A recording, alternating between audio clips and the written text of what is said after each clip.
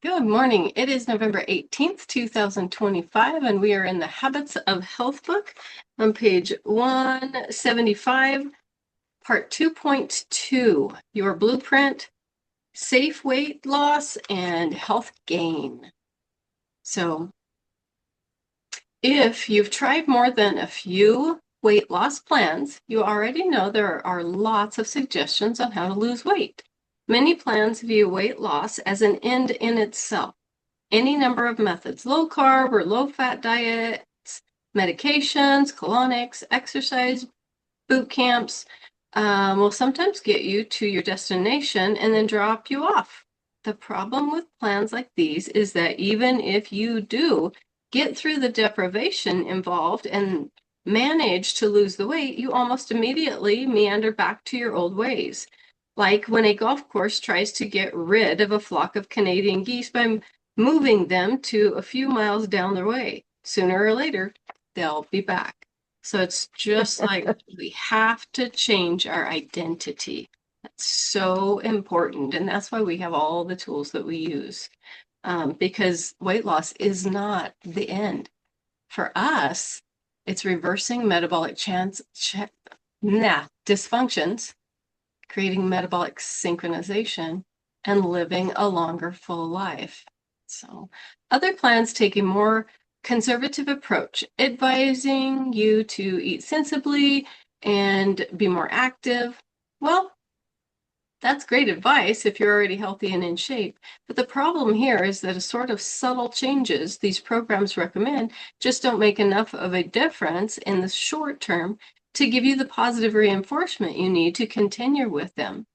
The lure of fast food and a weekend on the couch are just too strong. I've spent 17 years studying why most diets don't work on their own and why most people never change. And as a result, I ask a very different question than most people do. Not just what is the most effective way to reach a healthy weight, but how can I go beyond weight loss to achieve optimal health and stay healthy for the rest of my life? I believe that the answer lies within our own bodies. After 38 years of medical practice, I still marvel at the human body's incredible ability to adapt to a wide range of physical, mental, and social conditions.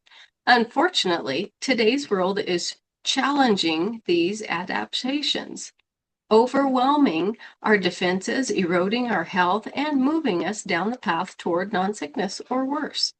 But one amazing human attribute can help us change direction: resilience.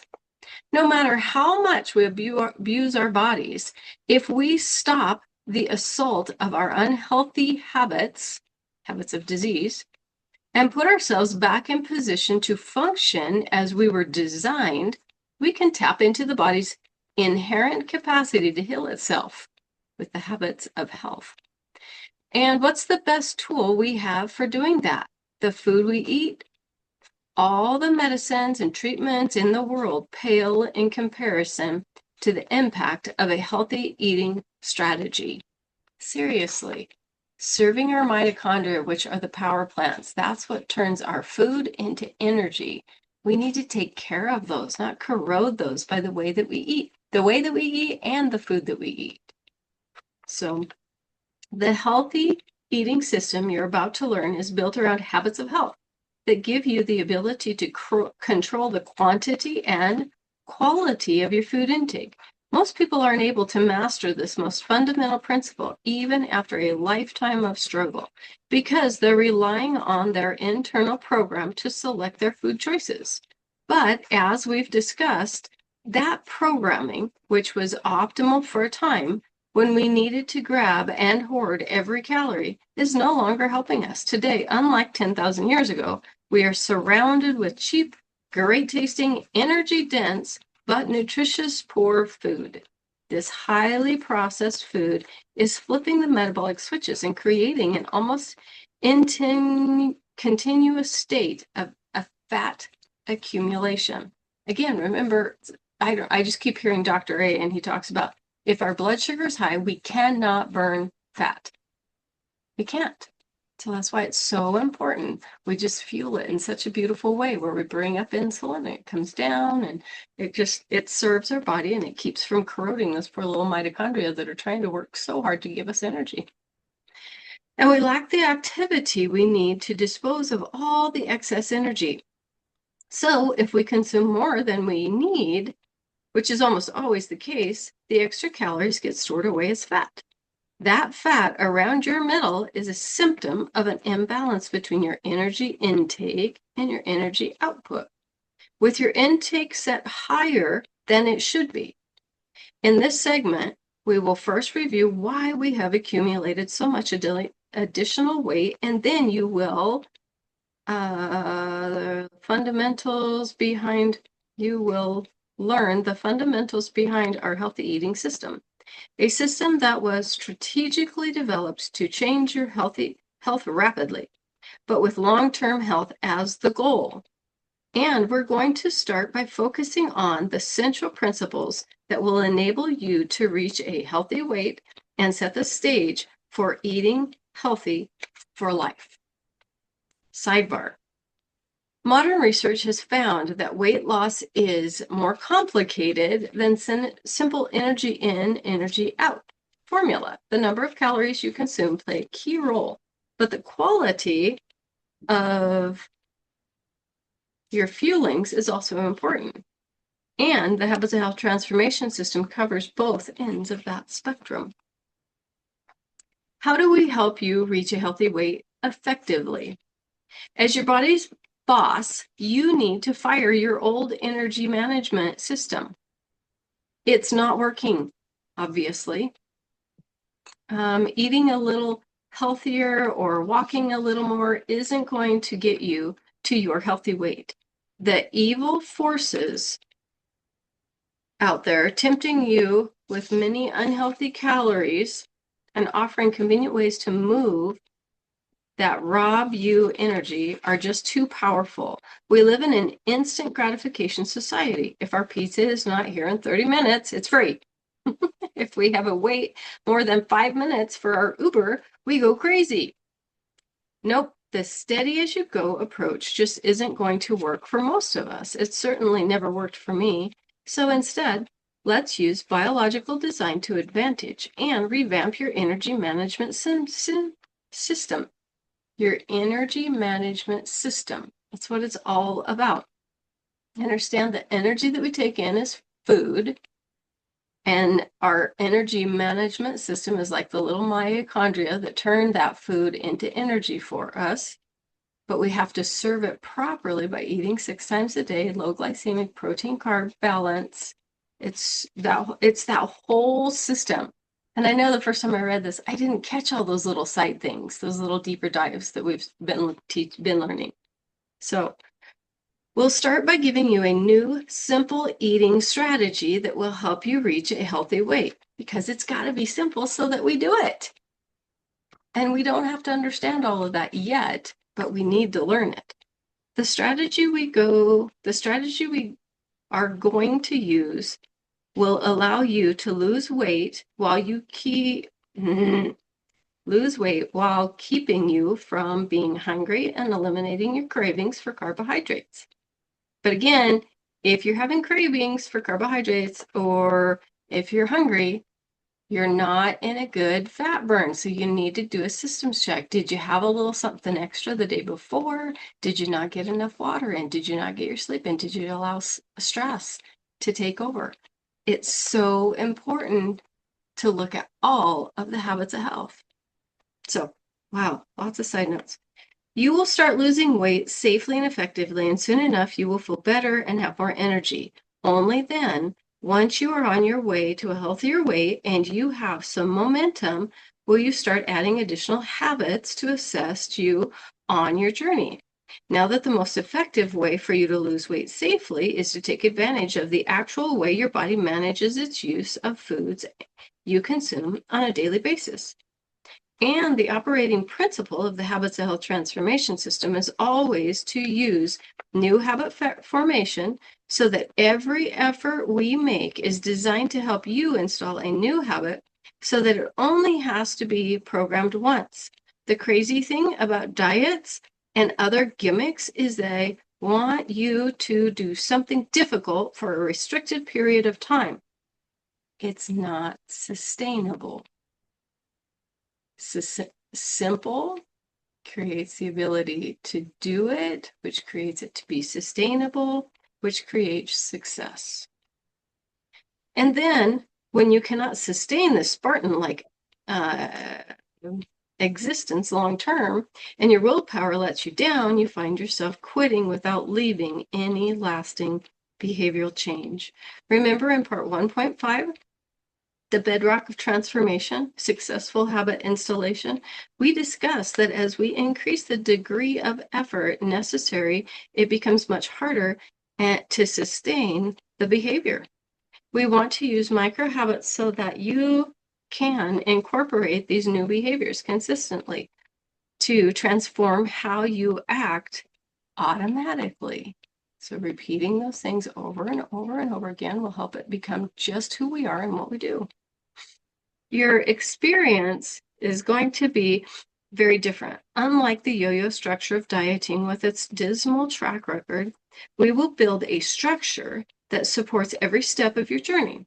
The creative process and the structural tension we learned earlier will advance you towards a healthy weight because we are going to build a series of small habits that, once installed, will serve you from now on. This all starts with you setting your goal that has reaching a healthy weight as your desired outcome. Healthy weight is different for each and every one of us, but here are some general guidelines to help you picture what that will look like for most. A healthy weight is a body mass index of 24.9 or lower, and a waist circumference of under 31.5 inches for females and 37 inches for males. A healthy weight composition is also important. It is age dependent, but as a general guideline, we will want to lower your body fat to less than 25% for women and 18% for men. That may seem like a daunting task from where you sit, unless you're reading this standing up. So funny. But I have helped people lose as much as 700 pounds. Wow. On their journey to optimal health and well-being. What we need to do is pay attention to what and how much you are eating and how it affects your body's storage and metabolic processes. But don't worry, because based on my experience of helping thousands of people through this process, you'll still have plenty of energy to carry you through the day. How is that possible? Well, we're going to use the abundant stores of energy that in that extra fat around your tummy to turn you into a fat burning machine. And to do that, we're going to alter your food intake to create a stable energy source. It's a process that taps into two core principles of energy management: controlling your energy intake, managing your insulin pump. These principles form the basis of the healthy eating strategy we'll be learning in the weight loss phase, and mastering them is quite simple. The key to long-term success, unless you can take control of how much, how often, and the quality of your food intake, you will struggle to reach and sustain a healthy weight and body, as well as improving your overall well-being. Let's take a look at a typical Western eating pattern and see what happens when these core principles are ignored. Raquel, I have two things that I have to remember to tell you, okay? So this is the picture. You can see the bright one is a very healthy way of living. These others are the habits of disease. And this is our blood sugar. So our blood sugar comes in a little bit up as we fuel our body first thing. Actually, am I going the right direction? Yeah. Comes up just a little bit as we're fueling our body. Our insulin comes in and covers it. The hormone insulin comes in and brings it back down. And we stay in this real healthy level right in the middle. It goes way high and way low when we're eating with the habits of disease, that's where the damage happens. Either we go long times without food, or else we eat really high sugar, high carbs, and our bodies, it overworks our bodies. It's the best way for me to say it. So Can I say something? yeah, Can you hear me? yes, Okay. I was just going to say, I've been a type 2 diabetic for a while, several years, actually, quite a few years. But since I started this program, my blood sugar has become more normal. And actually, I have been off, I never had to use insulin, but I took metformin. I haven't been taking metformin for a long time now, since after I started this program. And I had a doctor's appointment last week, and my blood sugar continues to be super, like 5.3. And he says, I'm debating about taking you off as being diabetic, that you know? is So, that's the power that you have in your hands by doing this work. It's been proven. We have clinical studies now, and we can say that. And I love that, Sheila. Thank you for saying that. We can reverse type 2 diabetes. We can. Proof in the pudding well, right I there, guess Sheila. I'm proof right here. Yeah. Love it. Yeah, I do too. And you know that your body is healing itself, and you have an extra little example right there. That is so powerful. That example is just showing what's going on by doing the habits of health. And she That's it. lost 2.5 pounds last week. Oh, And that's awesome too. thanks, Christy. Welcome, Sheila. My pleasure. So good. So good. Thank you for sharing that. Okay. Wow. Well, as you can see above, the typical Western diet of high processed, high glycemic foods, soft drinks, candy bars, bagels, cause blood sugar, also called blood glucose, to rise dramatically. And that makes the levels of insulin rise. This eliminates insulin levels actually then cause blood sugar to plummet, creating the rapid rise and fall that you see in the chart. Okay, so I was looking at this as the wrong one. So yeah, the chaos on the line is what we're doing by the way we fuel it. And the insulin is coming in and trying to overdo it, but it can't. There's just too much work there. So, as blood sugar falls below normal, the brain sets off a series of messages that cause cravings. And so you're scrambling for something sweet and full of calories.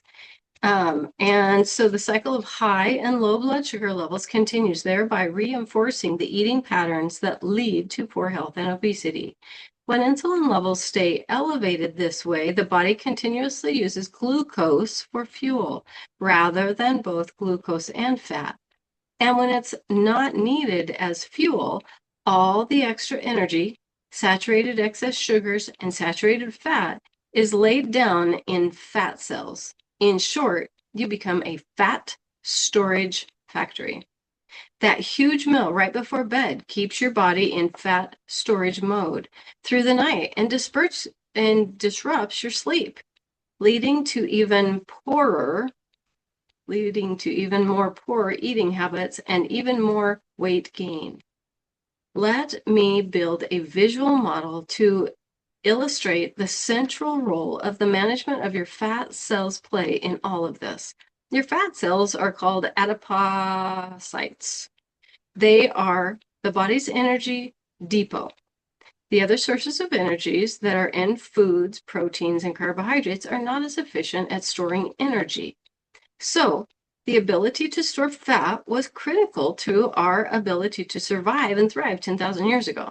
We evolved 40 billion fat cells that served us well in times of famine.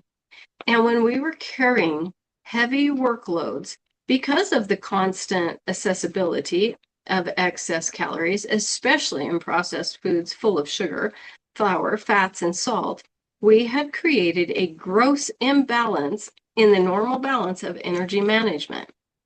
ask yourself these questions to see if your body is currently getting enough energy by burning fat or by using quick carbohydrates. Number 1, do you eat a lot of refined processed foods and drinks? Number 2, do you have a hard time concentrating or staying focused? Number 3, do you skip meals and end up eating only 1 or 2 a day? Number 4, do you struggle with cravings and low blood sugar? Number 5, are you irritable if meals are missed or delayed? Number 6, do you struggle with mid-morning or afternoon slumps? Number 7, do you have difficulty staying asleep? If you answered yes to more than a couple, you probably have a high level of insulin that's keeping you in fat storage mode and creating weight gain. The following illustration demonstrates that it happens inside your body. Habits of disease, weight gain state, expanding waistline. So we have high calories, unhealthy fueling, excess fuel from the food, and then high insulin, fat storing. Again, high insulin, we can't burn fat when our insulin is high, we store it. Excess fuel enters the fat cells, and the fat cells actually fill up.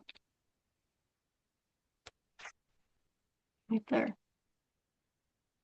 And it's funny, Dr. A was actually talking about that liposuction. He said, do not do it. Those fat cells, we want to burn the fat out of it, but we still want to have those cells. Liposuction actually sucks those cells out. And then what happens with the fat? He says you don't have a place for that fat to deposit if you do decide to go back and fill them back up. That was an interesting thing. I think I need to look more into that just for curiosity and understanding. I never realized that fat cells fill up, fat cells go down. Yeah, that's interesting. Liposuction sucks all those fat cells out. Oh, here comes Raquel. Maybe she understands. I wonder if that fat, instead of going to the cells, if it isn't what contributes more to the hardening of the arteries, the atherosclerosis. Oh, Because it has to go somewhere. yeah. Huh. He That's was interesting. he was explaining it. It was so far over my head, but it was like, okay, I need to hear that again. But he That was is live, so wild. yeah, just a concept Wow. I've never thought of before. Yeah, that would be interesting to pursue. Yeah. So, as you can see, the unhealthy fueling of the American diet are adding excess calories from poor quality nutrients such as sugar, flour, saturated fats, and other high glycemic carbohydrates, while also raising your blood sugar and increasing your insulin production, overworking the pancreas. You like my little side notes? This higher insulin production drives energy into the fat cells, and the normal balance is disrupted, and it is difficult to obtain energy when needed from the fat cells between meals. Dr. David Lugwin from Harvard, described as an obesity warrior, has gone as far as stating that the fat cells in the high insulin state are hoarding energy and, in effect, creating a one-way turnstile where the insulin is ushering calories into the fat cells, but restricting the passage back out. Ooh, that's interesting. I'm going to read that again. Okay, so he's an obesity warrior. He's gone as far as stating that the fat cells in the high insulin state are hoarding energy. So it's just hoarding energy. So it's just throwing fat into those cells and in effect creating a one-way turnstile where the insulin is ushering calories into the fat cells but restricting the passage back out. Consequently, the body runs low on accessible energy within a few hours of eating. When the brain senses a lack of available energy, it transmits a call for help, setting up a cycle of constant hunger. That's interesting. That's when we talk about fat burn, when burning fat, you have never-ending energy because we can just suck out of those cells to use the energy that's in those cells. But he's saying when we're keeping that insulin high, those cells are shut down. They'll suck it in, but they shut down so it can't be used. So what happens if we do get lower? It's burning our muscle mass. And we know that when we burn muscle mass, we're hungry. It's not the same as never-ending flowing energy of an open fat cell that we can use that energy, which is what's created. That's why day 1, 2, 3, 4, we're creating a place where that is starting to open up so that we can use that. We're getting rid of the glycogen storage in the muscle. We're getting rid of the extra water. Wow, I just put that all together with that. The stuff that we know. Huh. So ends up in constant hunger. Inactivity, lack of sleep, and stress make the situation worse and further demonstrate why the habits of health are so independent. How can you break that cycle? Let's look at a study that offers some clues to a new, better way of eating that also happens to be a core habit of health. All right, I guess we're, wow, already out of time.